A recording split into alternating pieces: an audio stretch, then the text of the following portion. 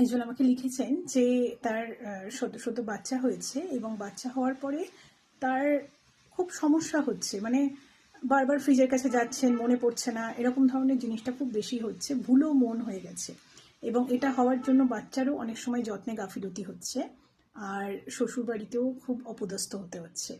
তো এইখানে আমি বলবো যে আমি খুব চট করে ভিডিওটাই বানিয়ে ফেলছি অনেক বড় বড় রিপ্লাই দেওয়ার থেকে, যে এখানে আসলে কি হয় যে বাচ্চা হওয়াটা না ডেফিনেটলি একটা খুব বড় মানসিক চাপও বটে। যেমন ফিজিক্যাল একটা বড় স্ট্রেস, তেমন মানসিকও একটা খুব বড় ব্যাপার। এবং এটার জন্য আমরা প্রায়ই দেখি আমাদের postpartum anxiety disorder, postpartum depression disorder এগুলো হয়।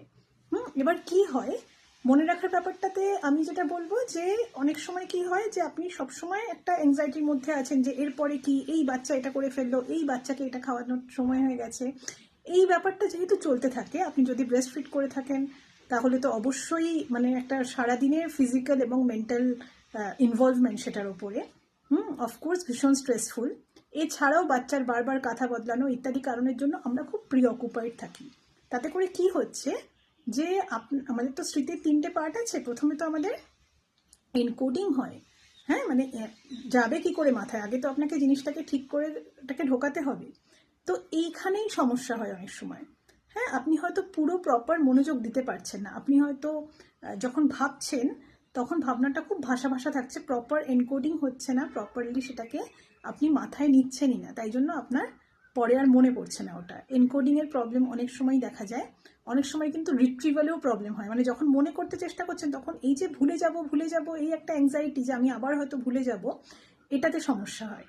ঠিক আছে, তো সুতরাং হয়তো মেমোরির সমস্যাটা মেইন মাথার সমস্যা নয়, এখানে এনকোডিং বা রিট্রিভাল মানে মাঝখানে যে স্টোরেজটা আছে সেটার হয়তো সমস্যা নয়, কিন্তু এনকোডিং হতে সমস্যা হচ্ছে বা রিট্রিভালে আপনার সমস্যা হচ্ছে।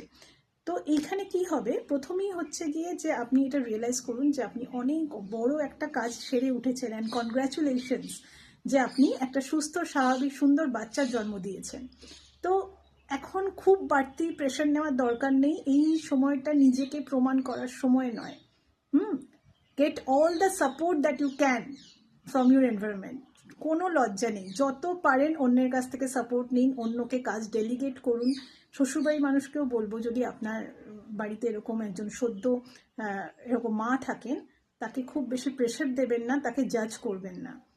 এই সময়টা আসলেই খুব একটা সেন্সিটিভ পিরিয়ড।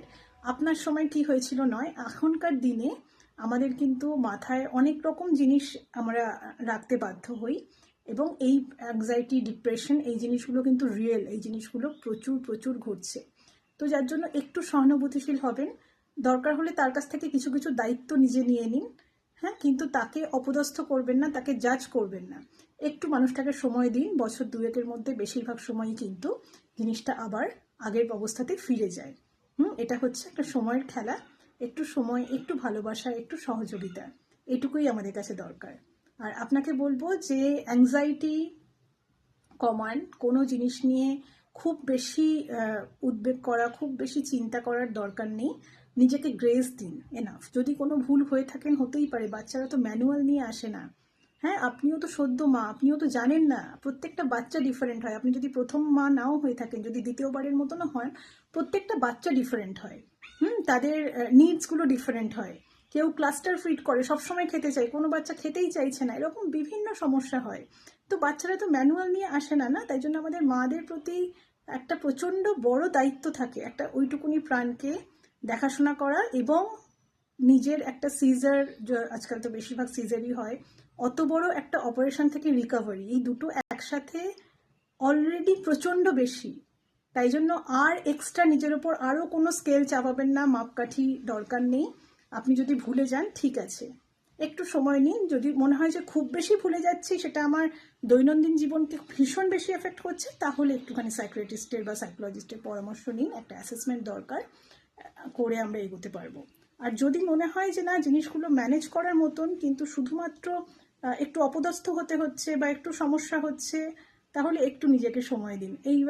এখন খুব বেশি ব্যতিব্যস্ত হওয়ার দরকার নেই, এনজয় করুন এই ফেজটা। এই ফেজটা জীবনে হয়তো খুব মূল্যবান একটা ফেজ, যেটা হয়তো পরে আমরা বুঝতে পারি, কিন্তু এই সময় আমরা জেনারেলি এত বেশি একটা উদ্বেগের মাঝখানে থাকি যে আমরা রিয়েলাইজ করতে পারি না। একটু থামুন, একটু নিজেকে সময় দিন, কোনো সমস্যা নেই, আবার আপনার সব ঠিক হয়ে যাবে।